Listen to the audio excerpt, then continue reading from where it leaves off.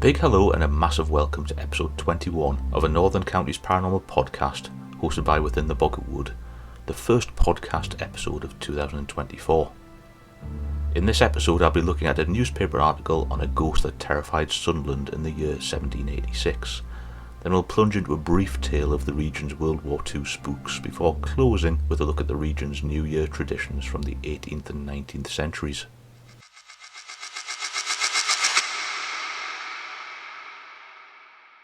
On Saturday the 14th of January 1786, the Newcastle Courant published an article simply entitled A Ghost. The town of Sunderland has been lately much alarmed by an apparition of a female figure, all in white, with a child in its arms, which had appeared to many in the dead of night coming from the sea and advancing with solemn steps up the streets.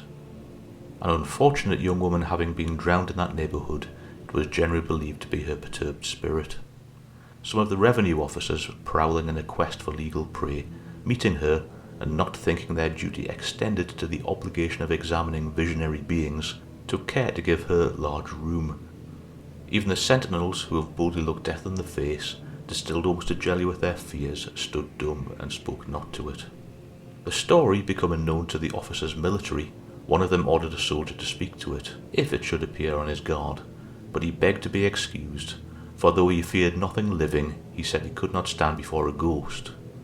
On which the officer, enjoining him secretly, took his firelock and stood sentry in his room, saying with Hamlet in a somewhat familiar occasion, and with the proper variation, "I'll watch tonight, perchance 'twill walk again.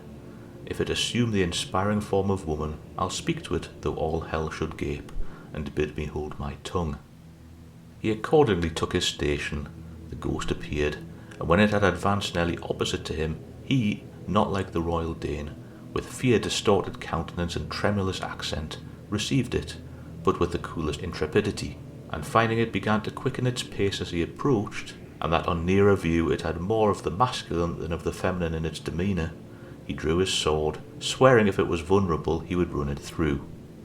It then stopped, called for mercy, and stopping, delivered itself, not of a child, but of two cags of Hollands, and throwing off a sheet, discovered not the semblance of a woman, but the real form of a stout smuggler, and surrendered at discretion.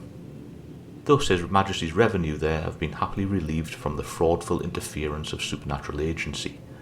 Ghosts will not now be suspected of smuggling, and custom house officers may lay violent hands on the spectres of the night without fear of premature perdition.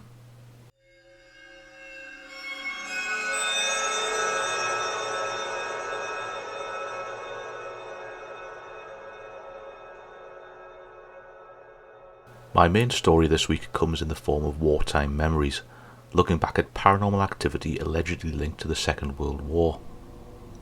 In September 1939, the Nazi war machine began its attack on Poland, and the Second World War erupted when Britain and France honoured their defensive pact.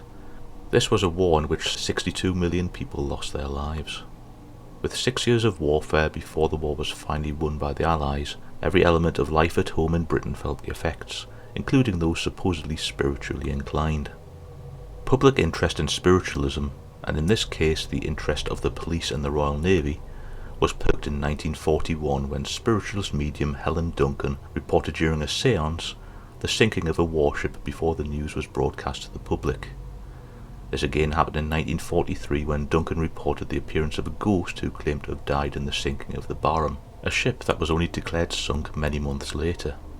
It seems that the government took an interest in Duncan after this, citing her as a risk to the country's security, speculation claiming that what they feared was for their D-Day plans to be seen by Duncan and leaked to the wrong people. On the 19th of January 1944, Helen Duncan was arrested, charged with vagrancy. However, instead of the small fine for this alleged crime, she was held in London's Victoria Prison for 4 days before she was then charged with conspiracy. This charge was then changed yet again, and Duncan came before the judge at the Old Bailey charged with contravening the Witchcraft Act of 1735, along with a charge of larceny. Duncan was actually found guilty under the Witchcraft Act, but found innocent of the other charges. She was sentenced to 9 months in jail and denied the right to legal appeal. Interestingly though, whilst in jail, Duncan had many distinguished visitors, including Winston Churchill. The war reputedly left its ghostly mark in many areas of the UK, especially in relation to bombers, fighters and aviation hangars. In the Peak District, a ghostly Lancaster bomber, thought to be the plane known as a Vicky the Vicious Virgin, has been seen flying close to ground level, and then the sound and sight of an explosion can be heard. This flying apparition has allegedly been seen every 15 years. The plane in question crashed in 1945, killing its crew during a routine training operation. A similar story can be found in Kent at Biggin Hill, where a ghostly Spitfire has often been seen and heard, as if it was coming into land at the airstrip. RAF Hendon, Surrey and RAF Cosford, Shropshire, also have many tales of hauntings, from apparitions of airmen being seen to disembodied voices and feelings of being watched. An unusual case of a reported Second World War haunting can also be found at RAF West Malling in Kent, where people have reported a brick crashing into their car out of nowhere, only for that brick to vanish upon trying to find it, though the damage done to the vehicle doesn't. So how on earth do you explain that one to the insurance company? There have also been numerous sightings of a figure addressed as a World War II airman who has been blamed for throwing the phantom brick. Historians have surmised that this is a replay event, when during the war a Spitfire crash landed and the pilot was killed when a brick crashed through his canopy and hit him. Perhaps a more grisly apparition awaits visitors to RAF Wellesbourne in Warwickshire. This unfortunate soul is said to be that of a navigator who ran into the moving propeller blades of a stationary aircraft. His ghost is now said to be seen retracing his final steps. Up here in the northeast of England, of course, we have plenty of our own reported World War II ghosts. Just before the outbreak of war in August 1939, aircraft Hudson N7290 crashed into Cambridge Road in Middlesbrough, killing the crew, though there were no civilian casualties.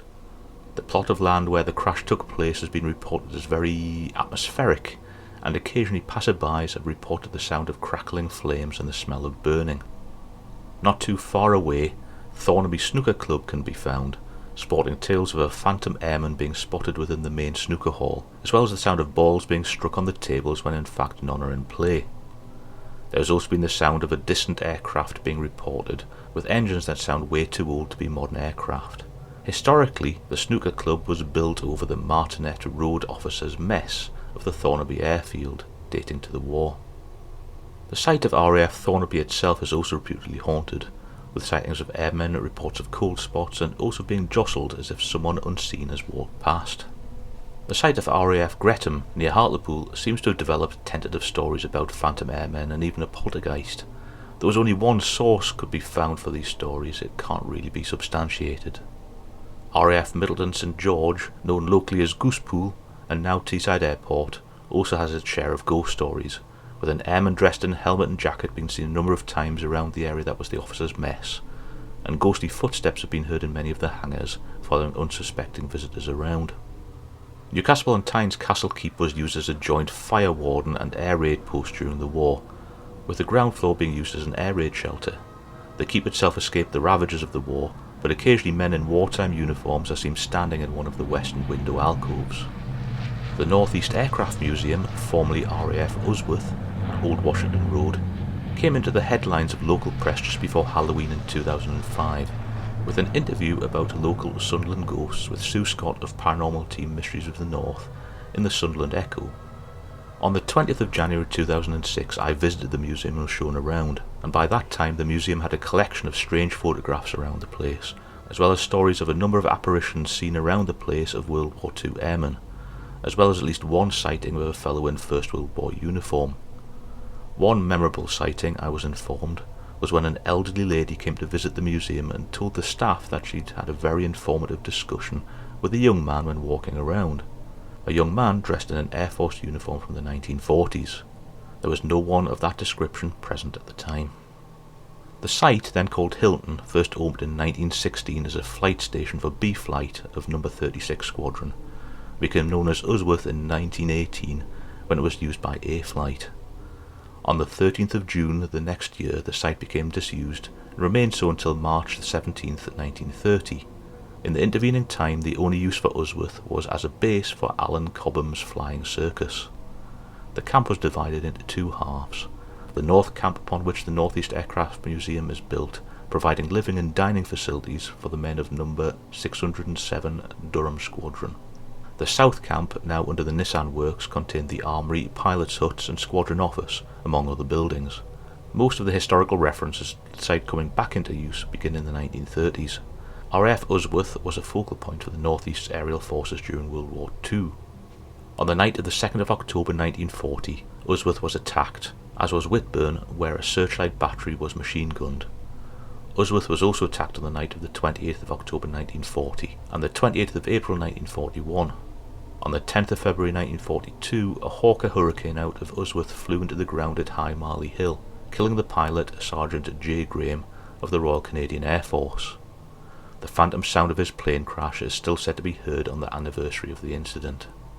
From June 1940, RAF Usworth was home to No. 607 Squadron, and from September of the same year, No. 43 Squadron, with both squadrons operating Hurricanes. Decades later, with Hurricanes now only being seen during air shows, the site has now become a mecca for paranormal enthusiasts and investigators from across the UK. Back in 2005, the Harperley POW Camp in County Durham also opened its doors to paranormal investigations, with one team gaining exclusive rights to investigate the place, with the then new owners reporting apparitions, odd sensations, etc. I was invited along to the investigation as a guest, and while I saw a multitude of very natural and environmental factors being attributed to the paranormal by many of the other guests, I didn't actually experience or see anything myself. Though at the time, with the knowledge that many of the prisoners chose to stay and live in the area when the camp closed, it did bring out a very real issue of ethics when investigating alleged paranormal activity that the location or teams therein want to attribute to people with living relatives in the vicinity. Much like the ghost hunters you see on YouTube, wandering through a cemetery with an EMF meter and a camcorder while the cemetery is being visited by relatives of the interred. This isn't actually something I'll go into this episode, but I am hoping to deal with it as a very real discussion sometime this year. Moving back across to Newcastle, the old air raid shelter beneath the Grainger Market became subject to paranormal investigation back in 2013. The Grainger Market itself has had the reputation of being haunted for some time, with staff reporting odd disturbances and apparitions when alone in the market after closing time. For those that don't know the market, it's a large, sprawling, enclosed building with entrances on all four sides, each locked after closing. The market itself essentially forms streets between stalls. I'll pop some images in the main episode page so you can see what I mean. Back in 2001, in her book Ghosts of Grainger Town, Vanessa Histon reported on a haunting at what was Robinson's bookshop, which closed its doors in the market in 2014. The bookshop had moved into the market in 1884, and nothing was reported amiss until the summer of the year 2000, when for a period of approximately 3 weeks the owner would open up in the mornings to find that books and stock had been moved around, and some of the books were open as if someone had been reading them. Security cameras in the market picked up no intruders, and after those few weeks the disturbances stopped abruptly, with no explanation given at all for any of it. At the time, the suggestion within the paranormal community was that the odd reports in the market could have been caused by the large air raid shelter lying beneath it, entered through a hatch in the floor by one of the market stalls. So on March the 23rd, 2013, the investigation group called Haunting Evidence was given access to the market area and the air raid shelter to investigate. I was one of the guests on the night. I'd only heard stories about the market and nothing about the air raid shelter itself, but the group's approach was interesting, playing music from the 1940s into the shelter to see if the tunes would spark a reaction. A lot of the alleged activity recorded at the time was via EVP, or electronic voice phenomena, and took the form of knocks and a whistle, though in my mind it was impossible to rule out outside noise interference. After all, the market is in the centre of and surrounded by a bustling city. Looking at similar sites with reported World War paranormal activity in the northeast, there's also the Victoria Tunnel, but I'll be detailing the tunnel separately in an upcoming episode.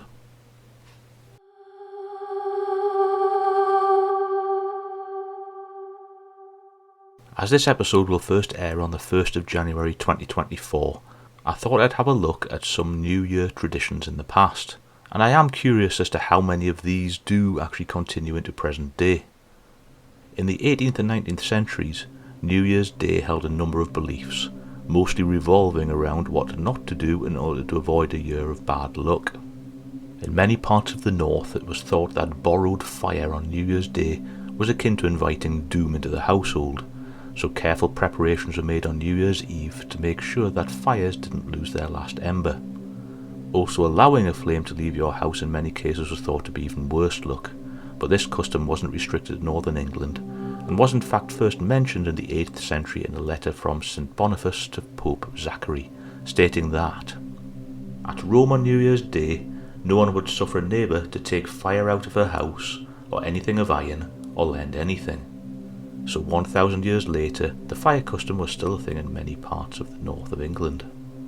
It was also thought to be bad luck to sweep out the house or throw anything out on a New Year's Day, with the idea that gathering everything in the house would signify an upcoming year of plenty. If you went out on New Year's Day, it was good and proper to head out with a bottle and a glass, as meeting someone empty-handed was also classed as bad luck, as was meeting a person with a monobrow if they were the first person you met on that day. In Westmoreland, it was customary to give children gifts on New Year's Day, but that the aforementioned children would actually have to beg for those gifts the day before. A number of customs in Northumberland in the early 19th century revolved around wells, an example being the village of Walk-on-Tyne. The village had 3 wells tapping into water springs, and it was custom that on the morning of the new year, the villagers would all try to be the first to a well to take what was called the flower of the well, or the first drink of water in the new year. According to folklorists such as Brand and Denham, the person who was the first to drink the water would actually gain witchcrafty powers, such as being able to pass through keyholes or even fly at night. A far cry in attitude from previous centuries where such beliefs would have landed the drinkers in rather precarious straits. A similar custom involving the well at Bertley Wood, near de Walk, also took place around the same time, but with the belief that whoever was the first to fill a flask or bottle with the water would have good luck for the rest of the year, and also that the water in the flask would never spoil. A lot of Northern English customs at New Year were heavily influenced by Scottish law, especially the tradition of the first foot. In Napier's 1876 book, Folklore, Superstitious Beliefs in the West of Scotland Within This Century, he writes of the New Year. On Hogmanay evening, children were all washed before going to bed. An oat bannock was baked for each child. It was nipped round the edge, had a hole in the centre, and was flavoured with caraway seed. Great care was taken that none of these bannocks should break in the firing, as such an occurrence was regarded as very unlucky omen for the child whose bannock was thus damaged. It denoted illness or death during the year. Parents sat up till about 11:30, when the fire was covered and every particle of ash swept up and carried out of the house. All retired to bed before 12 o'clock, as it was unlucky not to be in bed as the new year came in. A watchful eye was kept on the fire lest it should go out, for such an event was regarded as very unlucky, and they would neither give nor receive a light from anyone on New Year's Day. Neither fire, ashes, or anything belonging to the house was taken out of it on that day. In the morning we children got our bannocks to breakfast. They were small, and it was unlucky to leave any portion of them, although this was frequently done. The first foot was an important episode. To visit empty-handed on this day was tantamount to wishing a curse on the family.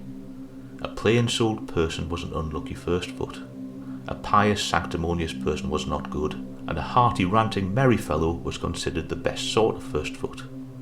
It was necessary for luck that what was poured out of the first foot's gift, be it whisky or other drink, should be drunk to the dregs by each recipient, and it was requisite that he should do the same by theirs. It was against rule for any portion to be left, but if there did happen to be an unconsumed remnant, it was cast out. With any subsequent visitor, these particulars were not observed. I remember that one year our first foot was a man who had fallen and broken his bottle, and cut and bleeding was assisted into our house. My mother made up her mind that this was a most unfortunate first foot, and that something serious would occur in the family during that year. I believe had the whole family been cut off, she would not have been surprised. However, it was a prosperous year, and a bleeding first foot was not afterwards considered bad. If anything extraordinary did occur throughout the year, it was remembered and referred to afterwards. One New Year's Day, something was stolen out of our house. That year, father and mother were confined to bed for weeks. The cause and effect were quite clear. During the day, neighbours visited each other with bottle and bun, everyone overflowing with good wishes. In the evening, the family, old and young, were gathered together, those who during the year were out at service, the married with their families, and at this meal the best the family could afford was produced.